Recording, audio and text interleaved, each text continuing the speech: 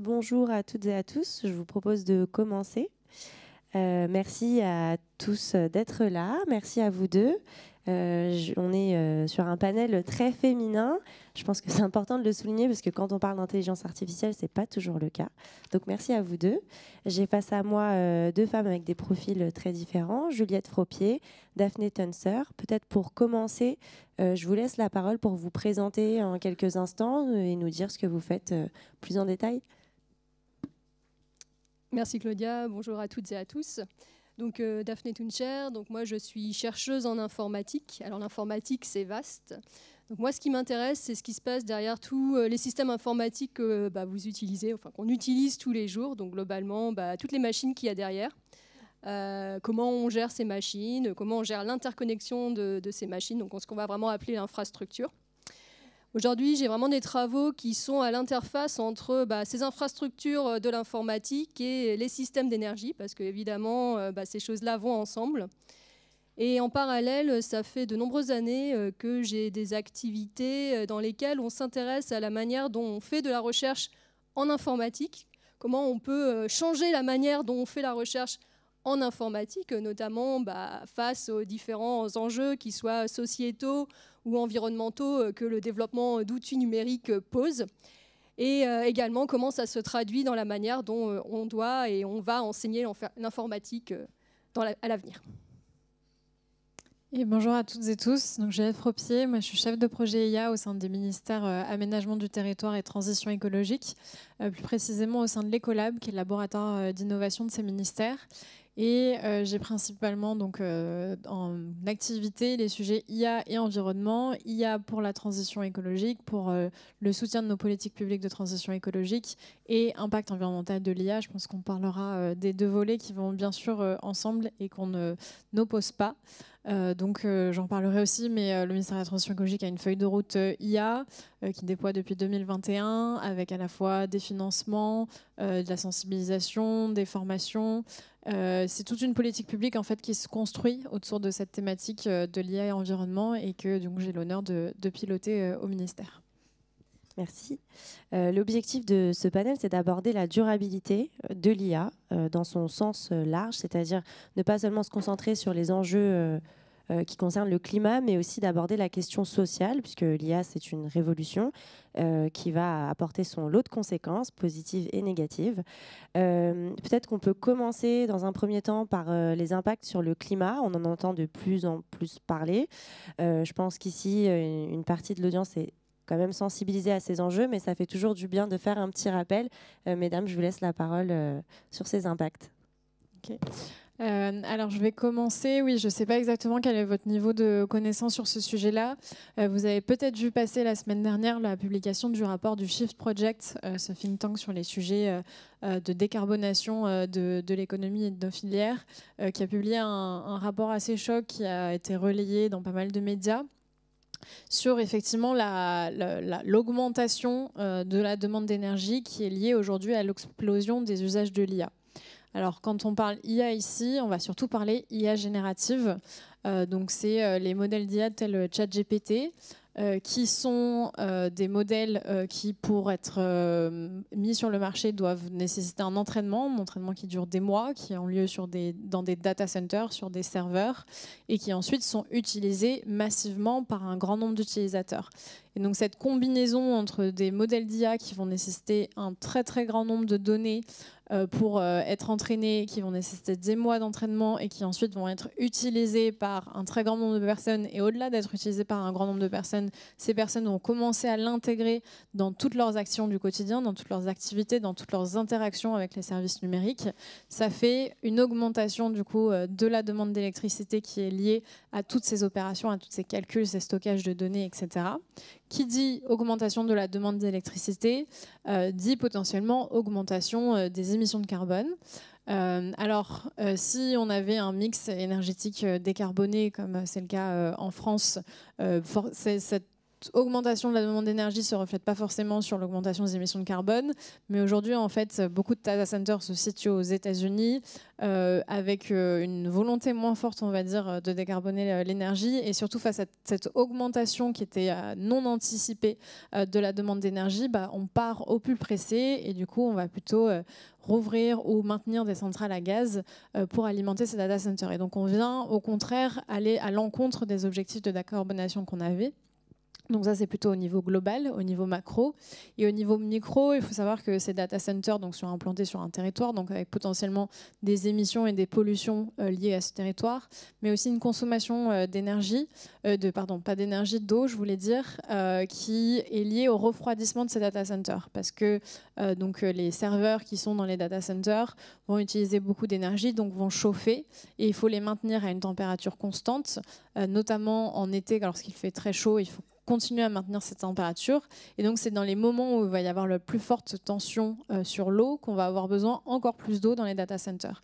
Et donc, on a aussi au niveau micro des conflits d'usage qui commencent à émerger. On commence un peu à en parler, nous, en France, sur la région de Marseille notamment. Mais aux États-Unis, c'est vraiment des questions qui se posent dans le quotidien. Quel usage, finalement, on va aller favoriser. Donc j'ai dit énergie, carbone, eau, et je finirai quand même par aussi la consommation en ressources, notamment en matériaux rares, puisque donc les serveurs qui servent à faire fonctionner l'IA sont fabriqués avec des terres rares, qui ne sont pas produites, qui ne sont pas extraites en France, sur lesquelles il y a déjà une forte pression. Donc c'est aussi un impact important lors de la fabrication de ces serveurs qu'on a besoin en masse aujourd'hui pour faire fonctionner l'IA. Et une fois qu'on les a fabriqués, on les utilise aujourd'hui 2-3 ans avant de vouloir une nouvelle génération de serveurs. Et ensuite, donc, ça devient des déchets électroniques qui sont aussi, comme vous le savez certainement, particulièrement difficiles à gérer. Donc on a aussi cet autre impact. Donc on ne parle pas que énergie au carbone, on parle aussi eau et on parle aussi ressources naturelles.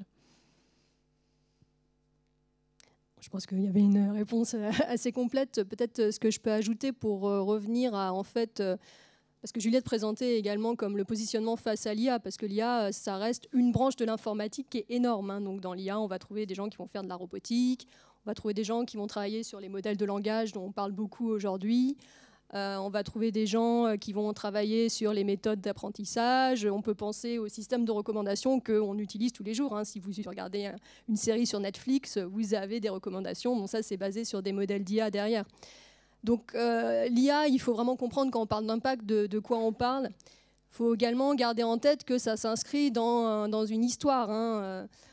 Voilà, depuis la fin du XVIIIe siècle, on a une tendance vers l'automatisation d'un ensemble de tâches. Et aujourd'hui, qu'est-ce qu'on essaye de faire? C'est de passer d'une automatisation à une autonomisation. Hein, l'idée derrière l'IA, c'est de créer des machines qui sont capables de raisonner, d'apprendre, de prendre des décisions. Donc c'est vraiment important de comprendre de quoi on parle exactement.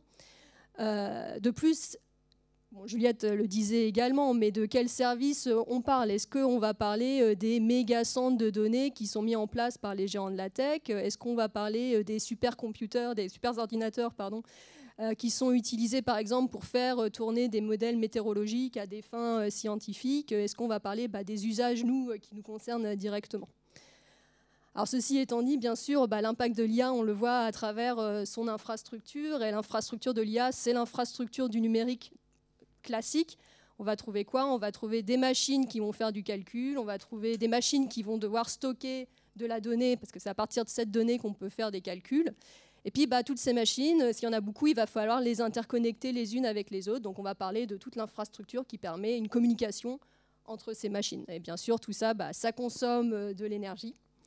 Ça a besoin de ressources en eau, comme Juliette l'expliquait, pour refroidir. Et puis, il a besoin de matières premières pour concevoir toutes ces machines.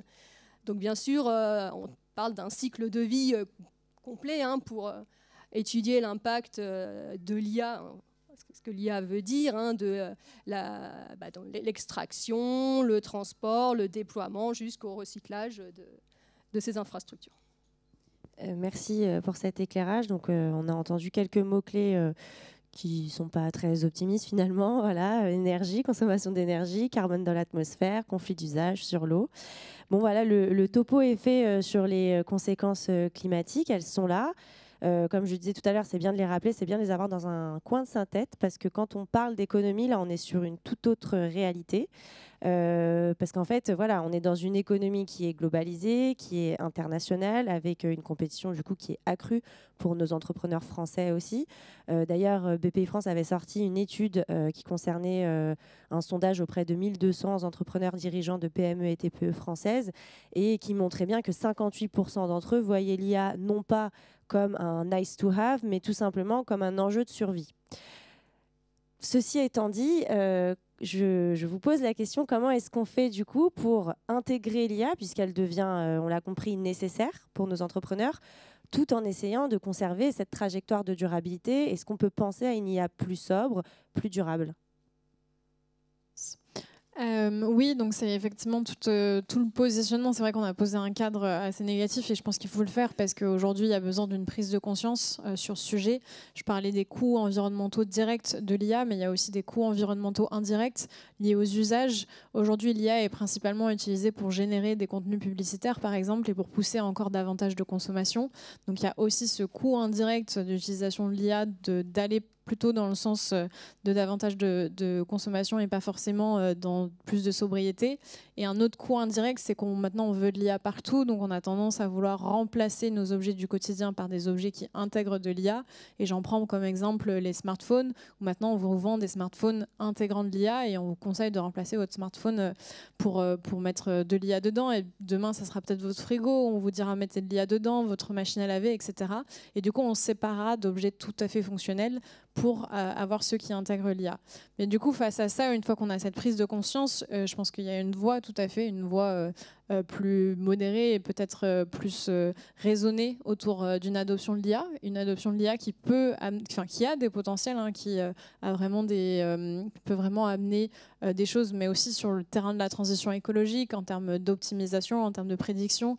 Tu mentionnais les modèles climatiques. Aujourd'hui, on voit que des modèles hybrides qui associent les modèles physiques avec de l'intelligence artificielle vont avoir des très très bons résultats.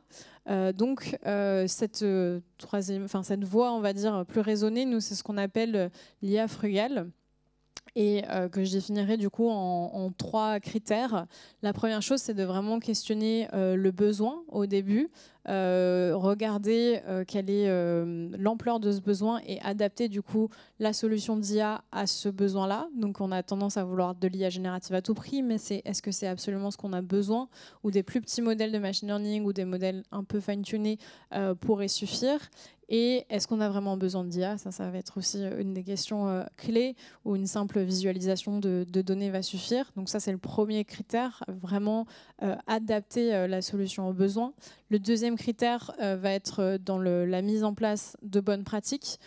Bonnes pratiques qui peuvent être liées au choix du hardware, au choix des services de cloud qu'on va prendre par exemple, qui vont être liées aussi à nos données, à leur qualité vs leur quantité. Est-ce qu'on va plutôt privilégier la qualité de nos données pour éviter d'avoir des très très très grandes bases de données qui ne servent à rien, qui va être lié aux algorithmes. Donc comme je le disais, bien adapter l'algorithme face aux besoins. Et d'autres choses, type la gestion de projet. Intégrer dès le début le sujet environnemental dans un projet d'IA. C'est quelque chose qui, pour l'instant, n'est pas un réflexe dans les projets d'IA. On a tendance à se dire à la fin, au fait, quel est l'impact? Est-ce qu'on peut mesurer cet impact?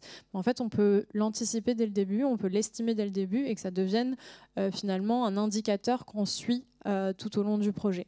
Donc le deuxième enjeu de l'IA frugale, c'est vraiment ces bonnes pratiques et une évaluation environnementale aussi, donc qui a lieu tout au long du projet et qui est aussi visible de l'extérieur pour les utilisateurs des systèmes d'IA, pour les collaborateurs en interne, ou aussi pour l'extérieur lorsque c'est de l'IA qui est mise à disposition d'un public externe.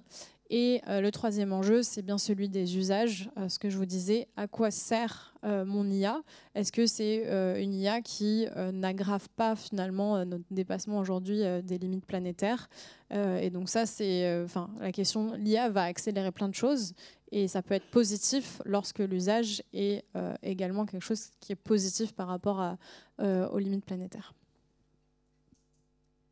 du coup, moi, je vais peut-être compléter sur la partie plus infrastructure. Alors, je vais me faire l'avocat du diable des centres de données. Hein. Je n'ai pas du tout d'intérêt particulier, mais enfin, peut-être la chose à dire, c'est qu'un centre de données, son objectif, c'est de faire de l'argent en vendant des services de calcul et de stockage. Donc évidemment, quand les coûts de l'énergie explosent, pour eux, c'est un problème. Donc ce que je veux dire là, c'est que ça fait quand même longtemps que les opérateurs de centres de données sont engagés dans des stratégies qui permettent de réduire notamment leurs coûts d'énergie. Pas du tout pour les excuser ou quoi que ce soit, mais je pense qu'il faut quand même garder ça en tête. Hein. C'est pour eux un vrai enjeu également. Donc ça veut dire quoi? Ça veut dire qu'aujourd'hui, il y a quand même de nombreuses choses qui sont mises en place pour essayer de réduire l'impact, notamment en énergie, des centres de données. Alors on peut penser à des choses peut-être un peu questionnables sur avoir des crédits carbone. Hein. Il y a des travaux qui avaient été faits au MIT récemment qui ont montré que dans les organismes qui œuvrent à la mise en place des règles pour les crédits carbone, il y a des gros lobbies, des géants de la tech. Voilà. Après, bien sûr, il y a également énormément de choses qui ont été faites sur améliorer le fonctionnement d'un centre de données. Hein. Donc aujourd'hui, on va de plus en plus vers des solutions mutualisées, notamment pour réduire les coûts d'énergie, etc.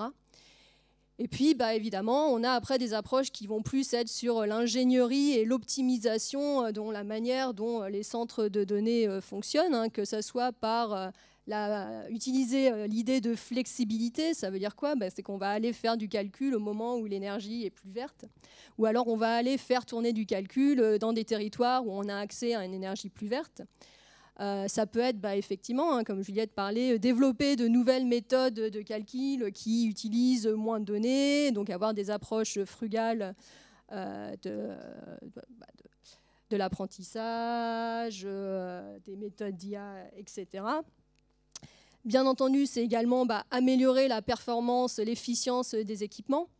Les data centers, donc aujourd'hui en moyenne, si vous prenez un serveur, la durée de vie dans un centre de données, c'est de 3 à 4 ans. Pourquoi? Parce que en fait, après, il y a des nouvelles générations, il y a des défauts qui peuvent apparaître, donc il faut mettre à jour les équipements. Ceci étant dit, de plus en plus, on essaye de voir comment on peut recycler des appareils. Et puis, il y a une partie qui est assez importante qui est sur tous les travaux qui visent à justement recycler les déchets, entre guillemets, du data center. Donc, typiquement, quand vous faites du calcul, ça va émettre de la chaleur. Donc, ce qu'on va vouloir, c'est essayer de recycler cette chaleur. Par exemple, vous avez une société en France qui s'appelle Carnot Computing, qui s'est positionnée sur ce créneau et qui travaille, offre un service de calcul, de data center, et qui va aller recycler la chaleur fatale émise par les machines de calcul pour alimenter en chauffage des piscines, des bâtiments municipaux. Et aujourd'hui, ils essayent de travailler l'inverse, c'est-à-dire créer du froid, donc de la climatisation à partir du recyclage de la chaleur émise par ces calculs. Donc aujourd'hui, il y a quand même un certain nombre de choses qui sont mises en place pour essayer d'améliorer les performances et l'impact de ces centres de données. Par contre, ce qui est vrai, et c'est ce que Juliette disait, c'est qu'en fait, on est face complètement à un phénomène d'effet rebond, c'est-à-dire qu'on nous met de l'IA de plus en plus. Donc ça veut dire que la demande pour toutes ces technologies augmente et à un moment donné, on peut optimiser, on peut faire de l'ingénierie jusqu'à un certain point, mais on arrive à une limite. Bon, du coup, il y a quand même quelques axes qu'on peut creuser, que ce soit au niveau des infrastructures, que ce soit au niveau des usages. Est-ce que vous pensez que la régulation, elle peut avoir un rôle à jouer justement dans enfin en tout cas dans le cadrage, voilà, c'est le mot que je cherchais, dans le cadrage de soit de ces usages, soit de cette consommation, que ce soit au niveau de l'infrastructure ou après dans le développement de l'IA. Et si c'est pas la régulation, est-ce qu'on peut peut-être parler de sensibilisation, parce qu'on est aussi dans une ère qui est toute nouvelle, l'IA c'est tout nouveau, c'est en plein essor. Freiner l'innovation, ça peut aussi faire peur dans le contexte géopolitique actuel. Donc est-ce que si c'est pas par la régulation, est-ce qu'on peut pas passer par une sensibilisation accrue peut-être ? Alors sur la régulation liée à l'intelligence artificielle, il y a déjà quelque chose qui existe qui s'appelle la directive efficacité énergétique qui s'applique aux data centers et qui demande déjà beaucoup plus de transparence de la part des opérateurs de data centers sur plusieurs métriques. Je parlais d'énergie, mais il y a aussi des demandes sur des métriques en eau et en carbone. Et en fait, cette transparence accrue des data centers, ça va être quelque chose de positif dans le cadre de l'IA, parce qu'on a besoin des chiffres sur les data centers pour ensuite en extrapoler des chiffres sur les modèles d'IA. Ceci étant dit, aujourd'hui, il y a quand même une forte interrogation sur le fait d'avoir plus de transparence des fournisseurs de modèles d'IA, que ce soit les GAFAM, que ce soit tous les modèles d'IA qu'on utilise au quotidien. Vous n'avez pas encore sur ChatGPT un indicateur carbone qui vous dit combien ça coûte à la requête, et vous ne savez pas encore combien ça a coûté d'entraîner le dernier GPT-5. Et à mon avis, en termes environnementaux, et à mon avis, ce n'était pas du tout négligeable. Si je donne quelques estimations qu'on a, il y a par exemple sur le premier GPT, le GPT-3, celui qui était disponible au tout début de ChatGPT, il y avait une estimation qui avait été faite par un chercheur que c'était environ 552 tonnes de CO2 qui avaient été émis pour l'entraînement, donc simplement pour l'entraînement, pas pour l'utilisation. Et sur des modèles comme Llama 3 et Llama 4, qui sont des modèles sortis par Meta, anciennement Facebook, ils ont publié des chiffres qui situent du coup le coût carbone de l'entraînement à environ 1900 tonnes de CO2. Donc si on regarde, nous, un Français par an, c'est 10 tonnes de CO2. C'est pas du tout des choses qui sont négligeables. Et aujourd'hui, l'utilisation surpasse l'entraînement en termes de coût environnemental, parce qu'on parle de millions d'utilisateurs par jour qui utilisent ces modèles d'IA. Donc, il y a une demande aujourd'hui d'un certain nombre d'acteurs d'avoir plus de transparence. La problématique aujourd'hui, c'est qu'on n'est pas prêt en fait à avoir des seuils, parce qu'on ne sait pas encore comment bien mesurer cet impact environnemental et faire en sorte que cet impact environnemental il soit comparable d'un modèle d'IA à un autre. Je m'explique. Par exemple, cet été, on a eu quand même des signaux positifs, parce que Mistral, l'entreprise d'IA française, a publié des chiffres après avoir fait une analyse en cycle de vie de son modèle d'IA. Et en août, Google a fait pareil, a publié des chiffres sur ces modèles d'IA. Et en fait, les deux chiffres qu'ils nous ont donnés ne sont pas du tout comparables, parce que parce qu'ils n'ont pas utilisé la même unité et pas le même périmètre. L'un a pris en compte la fabrication des serveurs quand l'autre ne l'a pas pris en compte, et l'un a fait sur un prompt médian quand l'autre a dit sur une page de texte je calcule l'impact environnemental. Et donc au final, on ne peut pas du tout orienter ses choix en fonction de ce coût environnemental aujourd'hui, parce qu'il nous manque des méthodes qui sont partagées. Et donc ça, c'est ce sur quoi aujourd'hui on priorise nos efforts au sein du ministère, c'est de faire adopter une norme sur la façon de mesurer l'impact environnemental de ces systèmes d'IA. Donc c'est pas vraiment de la régulation, mais c'est de la normalisation. Et c'est de la normalisation où les entreprises viennent et discutent entre elles de comment on pourrait faire une méthodologie partagée qui permettre réellement derrière de comprendre des choses sur ces modèles d'IA. C'est quelque chose qui est en cours. À terme, on pourrait imaginer qu'une autre régulation vienne fixer des seuils, fixer davantage d'incitations. Mais aujourd'hui, je pense que la priorité, elle est sur trouver cette méthodologie, déblayer le sujet pour y arriver. Et après, une fois qu'on a parlé de régulation, de normalisation, de toute façon, il y a un sujet de sensibilisation. Un sujet de sensibilisation qui est à tous les niveaux, qui est à la fois au niveau des entreprises qui fournissent des modèles d'IA, de leur demander d'être plus transparentes, d'insister en fait sur cette thématique. Et pour ça, l'État a aussi un rôle à jouer, puisque à la fois on lance des appels à projets via France 2030, dans lequel on met des critères environnementaux, dans lequel du coup on essaye de lancer une dynamique assez vertueuse sur la transparence environnementale des projets d'IA. On est aussi acheteur public, et du coup on va mettre des critères environnementaux lorsqu'on achète des modèles d'IA. Et donc on fait cette sensibilisation fournisseur d'IA. Après, il y a la sensibilisation utilisateur, qu'elle soit grand public ou qu'elle soit entreprise.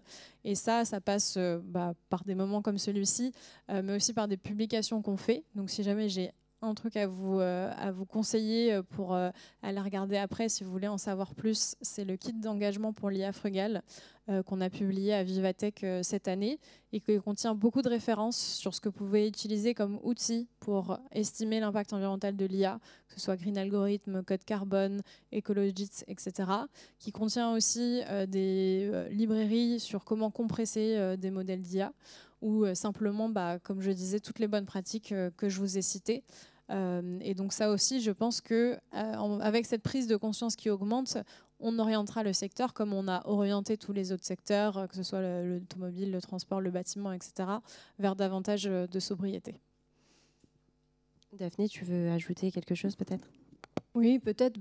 Donc, je rebondis tout à fait sur ce que disait Juliette. Oui, aujourd'hui, quantifier exactement l'impact de l'IA, c'est très, très compliqué. Donc, avant de parler de régulation, il faut déjà qu'on se mette d'accord quelle méthode on utilise, quel benchmark on a qui nous permet de faire des comparaisons qui, après, sont exploitables et tout. Donc, ça reste des vrais sujets.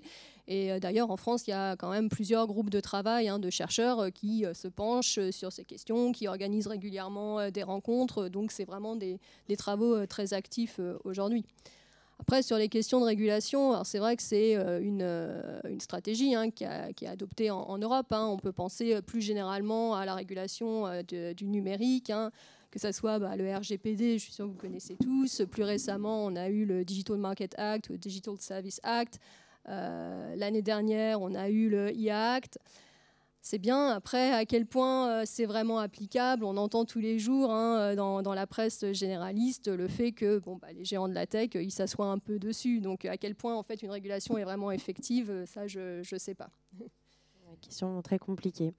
Par contre, oui, juste pour peut-être sur les questions de formation et de sensibilisation, je voulais revenir sur ce que Juliette disait tout à l'heure quand tu parlais de intégrer ces questions d'impact du stade de conception avant que ça soit des questions qui se posent après.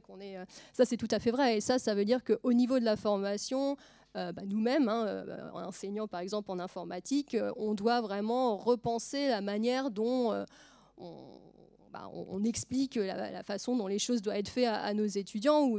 En informatique, on reste quand même aujourd'hui essentiellement basé sur un modèle de la performance. Il faut qu'on définisse des systèmes qui soient les plus performants.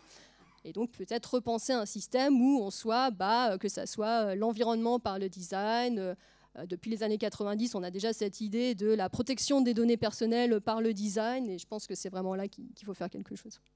Ça me permet une transition parfaite puisque je voulais aller doucement vers le volet social. Donc, tu l'as abordé avec les questions de formation. L'IA, donc, ça a des conséquences climatiques, on l'a compris, mais ça a aussi des conséquences sociales. Et puis, à deux niveaux, en fait, puisque ça a des conséquences d'un point de vue employabilité et métier de demain, mais aussi avec tous ces conflits d'usage, ça entraîne des pollutions et donc des questions sociétales d'une importance significative. Du coup, je vous pose la question, comment est-ce qu'on fait pour que cette transformation technologique, qui est l'essor de l'IA, n'amène pas à une fracture sociale accrue, ou en tout cas, comment on fait pour qu'elle s'accompagne d'une transformation sociétale qui soit positive? En tout cas, on l'espère. Si c'est possible, évidemment. Peut-être, c'est une grande question, je pense que c'est difficile d'apporter une réponse, mais peut-être... Déjà, je pense qu'il faut lever un peu l'opacité et le mythe de l'IA. Derrière, ça reste des machines avec des algorithmes. Donc peut-être déjà sensibiliser sur ces questions ou en tout cas amener le public à vraiment comprendre c'est quoi une IA, comment ça fonctionne. Aujourd'hui, pourquoi on a eu une évolution si importante de l'IA? En fait, il y a deux choses principales. Il y a, depuis les années 90, on a construit un outil super qui s'appelle le web. Donc on a eu à notre disposition une base de données immense qui a permis justement de faire l'entraînement de tous ces modèles de données. Donc en fait, nous, on contribue depuis très longtemps à l'évolution de ces technologies. Et d'autre part, on a développé des machines qui sont de plus en plus performantes, donc qui permettent de faire des calculs le plus rapidement possible, etc. Donc tout ça, ça a permis l'essor de l'IA. Et donc je pense que garder ça en tête, déjà, ça permet de se dire, l'IA, déjà, c'est pas un truc magique. Moi, je peux, parce que, par exemple, je vais éviter d'aller mettre toutes mes données sur les réseaux sociaux. Ça va déjà peut-être permettre je sais pas, alors, c'est peut-être un peu tard maintenant, mais en tout cas, de garder, d'avoir une sensibilité par rapport à ce que ça peut amener, en fait, dans les développements futurs. Puis oui, l'autre chose que je voulais dire... c'est également, je pense qu'il y a quelque chose d'important à faire aujourd'hui. Enfin, en tout cas, moi, c'est ce sur quoi je travaille depuis plusieurs années. C'est qu'il ne faut pas que l'IA, ça reste cantonné dans, je parle au niveau formation, vraiment en informatique. Il faut qu'aujourd'hui, on développe des formations qui soient aux interfaces. C'est-à-dire, on doit croiser les sciences de l'informatique avec les sciences de l'énergie, du transport, de la santé, de l'éducation, de manière à ce qu'on co-construise les différentes disciplines des formations qui permettent de sensibiliser et de former des gens qui vont être capables de comprendre les enjeux que posent ces technologies. Sur ces enjeux sociaux, n'étant pas une spécialiste, je vais simplement parler de mon expérience au sein du ministère de la Transition écologique, où on a 2000 agents qui travaillent sur les enjeux de politique publique de transition écologique et qui voient arriver l'IA. Et j'ai l'impression que l'IA, ça a fait qu'on n'a jamais autant parlé du numérique dans la sphère privée. En fait, aujourd'hui, on parle d'IA quand on se retrouve le soir au restaurant, etc. C'est un sujet vraiment qui anime les discussions et les gens ont envie d'en parler et les gens ont envie de comprendre. Et du coup, au sein du ministère de la Transition écologique, vu qu'il y avait des projets d'IA qui émergeaient, on commençait à se poser pas mal de questions. La stratégie qui a été prise, c'est effectivement de la sensibilisation. Et notamment, ça passait par les cafés IA. Les cafés IA, c'est un dispositif donc, qui a été imaginé par le Conseil national du numérique, qui s'appelle maintenant le Conseil de l'IA et du numérique, et qui sont des moments de discussion informelle qui sont ouverts à tous et qui permettent, dans un premier temps, de donner quelques clés de lecture sur ce qu'est l'IA, le fonctionnement, ses potentiels, ses risques aussi, et d'être assez transparent sur ces sujets-là. Et ensuite, de laisser la discussion ouverte et de permettre à tout un chacun de parler potentiellement de ses peurs, de ce qu'il voit, de ce qu'il comprend, de ce qu'il ne comprend pas. Et je pense qu'il y a vraiment besoin aujourd'hui dans le domaine de l'IA d'ouvrir ces espaces de discussion aussi du coup dans la sphère professionnelle pour que les gens s'approprient un peu ce sujet-là et n'aient pas l'impression qu'on leur force la main. Et après, il y a pour moi aussi un enjeu à ne pas forcer la main justement sur l'IA parce qu'on voit aujourd'hui les GAFAM qui veulent nous forcer la main justement quand on fait une recherche Google maintenant parfois on a forcément une réponse générée par IA et ensuite on a on a les pages web qui sont inscrites. Aujourd'hui, il serait utile qu'en fait, quand on a des services numériques et qu'on veut potentiellement inclure l'IA parce qu'on veut peut-être que ça fasse un gain de temps, on ait toujours la possibilité de faire sans. Et ça, c'est extrêmement important parce qu'il y a des gens qui sauront très bien faire avec l'IA et pour qui ça va être un gain de temps et pour d'autres, au contraire, ça ne va pas l'être et ils n'auront pas besoin d'un système de RAG pour faire une recherche biblio. Ils pourront la faire simplement avec des mots-clés. Il ne faut pas arrêter de travailler sur des systèmes informatiques qui sont plus simples et qui ne sont pas basés sur l'IA. Et ensuite, une fois que j'ai parlé de ma petite expérience au ministère, si je peux parler d'un enjeu plus large qui est aujourd'hui international, et qui du coup concerne mes sujets environnementaux, c'est un sujet de justice climatique aussi sur ces enjeux de l'IA. Aujourd'hui, toutes les enceintes internationales parlent d'IA et commencent à parler d'IA et d'environnement. Donc au G7 cette année, qui a été présidé par le Canada, il y a eu tout un volet sur l'IA et l'énergie. Et dans la réunion des BRICS, qui sont du coup cette réunion des grands émergents, il y a eu aussi un volet sur l'IA et l'environnement. En fait, aujourd'hui, les pays qui sont en voie de développement, ils ont un moindre accès à l'IA du fait d'un moindre accès à des ressources computationnelles. Pour autant, ils ont tout autant que nous, du coup, cette pollution liée au fait qu'il y a une demande énergétique qui augmente et qu'il y a donc des émissions de gaz à effet de serre qui sont générées dans l'atmosphère. Donc en fait, ils ne retirent pas du tout les bénéfices extravagants qu'on nous vend sur l'IA et au contraire, ils ont ces impacts négatifs qui sont liés au coût environnemental de l'IA. Donc il y a aussi un enjeu social à penser en fait l'accessibilité de l'IA et des potentiels positifs que ça peut engendrer et réduire les potentiels négatifs du coup pour tous. Je conclurai avec cette dernière question très pratique. Si vous rencontriez une dirigeante ou un dirigeant d'une PME française qui souhaite justement incorporer l'IA dans sa société, quels conseils vous lui donneriez dans un premier temps pour justement essayer de s'intégrer dans cette démarche de durabilité? C'est une question très large. D'aller lire le kit d'engagement que je vous citais. Non, mais à partir du moment où la prise de conscience est là, je pense que les actions, elles peuvent se mettre en place. La première chose qu'on disait, c'était cadrer le besoin et cadrer du coup la réponse aux besoins. Avec l'IA, on a tendance à vouloir faire du tout ou rien, donc c'est-à-dire système d'IA générative GPT-5 ou pas d'IA. Il y a une voie entre les deux, c'est ce que je vous disais, la voie de l'IA frugale. Et pour moi, c'est le meilleur coût-bénéfice à la fois en termes d'environnement, mais aussi en termes économiques. Oui, c'est un peu le même message, enfin, c'est-à-dire pourquoi l'IA? En fait, je pense que c'est la question à se poser. Est-ce que c'est juste parce que c'est à la mode, il faut que j'affiche ça sur ma page web, ou alors il y a vraiment une utilité, moi, dans les activités que j'ai dans mon entreprise? Et donc, je pense qu'une fois qu'effectivement, comme disait Juliette, on est sensibilisé, on est en meilleure capacité de se poser la bonne question. Et puis je pense aussi qu'il ne faut pas oublier que même si ce n'est pas déployé dans l'entreprise, je pense que la plupart des gens qui travaillent dans l'entreprise utilisent d'une certaine façon ou ont déjà fait face à l'IA aujourd'hui. Merci beaucoup d'avoir partagé avec nous votre expérience. Je laisse maintenant la parole à l'audience. Si vous avez des questions, j'aurai plaisir à vous passer le micro.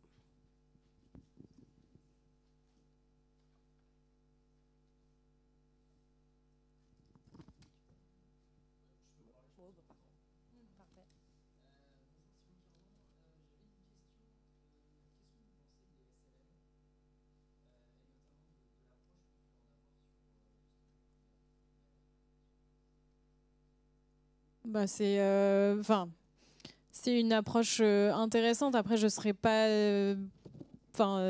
J'en pense.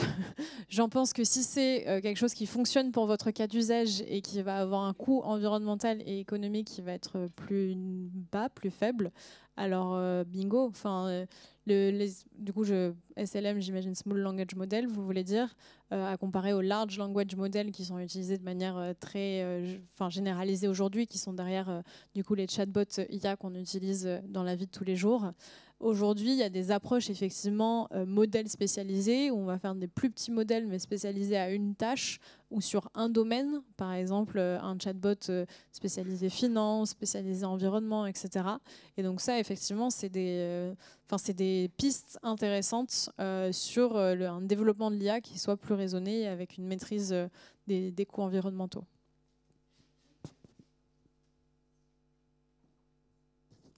Y a-t-il d'autres questions ? On a encore 5 minutes devant nous.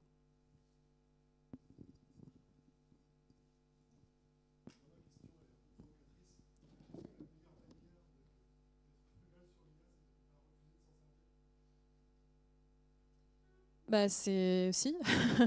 L'IA la plus frugale, c'est l'IA qui n'existe pas. Après, c'est un choix. Ça peut être un choix stratégique dans une organisation de décider de ne pas s'en servir. Après, tu le mentionnais, Claudia, il y a parfois une demande très forte des collaborateurs de pouvoir l'utiliser avec du shadow IA qui peut avoir lieu et qui a sûrement lieu. Des gens qui utilisent l'IA du coup sur les modèles gratuits en ligne, etc., qui du coup ensuite utilisent des données potentiellement de l'organisation qui sont réutilisables par les GAFAM. Donc aujourd'hui, il y a un enjeu à avoir quand même ces modèles d'IA internes, ou en tout cas avoir une doctrine autour de ce sujet-là pour éviter un usage qui ne soit pas contrôlé. Donc c'est pour ça qu'on va dire autant maîtriser cet usage, autant avoir fait passer du coup des messages sur les coûts environnementaux, etc. Mais lorsqu'il y a un projet qui n'a pas besoin d'IA, n'y allons pas, quoi. Ne prenons pas une IA pour rien. Tout à fait d'accord. Après, c'est exactement ce que disait Juliette tout à l'heure. Le problème, c'est que de plus en plus, en fait, ces outils sont imposés de facto. On prend les navigateurs. Voilà, aujourd'hui, vous avez automatiquement vos réponses générées par ChatGPT ou consort. Donc, oui, bien sûr, mais la plupart des gens, en fait, vont pas désactiver, en fait. Et c'est bien ça le problème, c'est qu'en fait, on devrait être en position, par défaut, c'est pas activé, et de nous dire, voilà, si vous voulez l'utiliser, vous allez l'activer. Un peu comme on a fait avec le RGPD, où en fait, normalement, on doit consentir à donner un accord pour qu'on on utilise nos données personnelles. Donc, mais oui, effectivement, la meilleure solution, c'est de ne pas utiliser l'IA.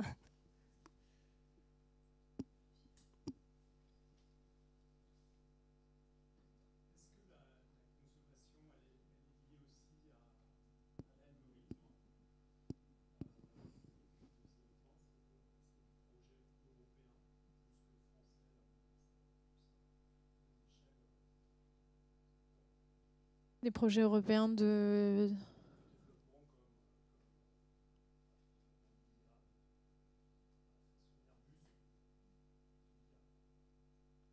Alors, la question c'était la consommation, est-ce qu'elle est liée à l'algorithme? Oui, donc si on a un modèle d'IA qui est plus gros, donc avec un réseau de neurones qui va être beaucoup plus gros, avec plus de paramètres, etc., l'entraînement va être plus long. Donc forcément, si l'entraînement est plus long, si on utilise plus longtemps nos serveurs, ça va avoir un coût environnemental qui est plus élevé. Après, il y a des méthodes d'optimisation de ces algorithmes qui fournissent des très bons résultats. Donc toutes ces bonnes pratiques, il est important de les partager. Il y a pas mal d'articles qui sortent sur ces sujets-là. Nous, on essaye un peu de recenser aussi toutes ces techniques d'optimisation qui sont trouvées sur le plan algorithmique. Et après, au niveau européen, il n'y a pas d'Airbus de l'IA aujourd'hui. Après, vous avez peut-être vu aujourd'hui la publication de Apply AI, qui est la stratégie de diffusion de l'IA dans l'économie au niveau européen, puisqu'on veut être le continent de l'IA au niveau de l'Union européenne. Donc il y a une volonté très forte d'avancer sur l'IA, à la fois en termes innovation, mais aussi en termes diffusion. Et donc ça, c'est porté avec un très grand nombre de financements aujourd'hui, financements qui s'adressent du coup autant aux acteurs de la recherche, aux acteurs privés, que même aux acteurs publics de l'administration. Et donc l'idée, c'est plutôt de favoriser des consortiums d'acteurs aujourd'hui au niveau européen que de créer l'Airbus de l'IA. Sur la partie algorithme, en fait, comment ça fonctionne? En fait, c'est quoi faire du calcul? C'est qu'on va prendre des données puis on va faire des opérations logiques sur ces données. Donc quand on n'a pas beaucoup, on fait ça sur une machine, on a besoin d'un cœur, d'un processeur. Puis quand on a plus d'opérations, il va falloir 2 cœurs, 3 cœurs, 4 cœurs. Et puis un jour, la machine, ça ne suffit pas. Donc il faut 2 machines. Et puis 3 machines. Donc en fait, oui, c'est complètement dépendant de la difficulté de l'algorithme qu'on met en place. Sur la partie initiative européenne, on a des projets européens, hein, on est financé sur des fonds européens qui justement encouragent les équipes de recherche à l'échelle européenne travailler ensemble sur ces questions. Et alors même si on n'a pas l'Airbus de l'IA, normalement on a l'Airbus du centre de données qui s'appelle Gaia-X, qui est normalement le centre de données européen qui avait été vendu comme la solution souveraine européenne pour le cloud. Bon, la réalité aujourd'hui, c'est qu'en fait, à ma connaissance, aucune grande entreprise n'utilise Gaia-X pour son service cloud. Donc il y a des initiatives, mais derrière, il y a des gros lobbies des géants de la tech. Et puis s'il n'y a pas des volontés politiques fortes, elles ne sont pas mises en place.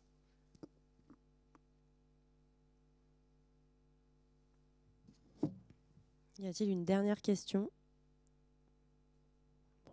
Mais je pense qu'on peut clôturer ce panel. Je vous remercie de nouveau, Juliette et Daphné, et merci à tous pour votre attention.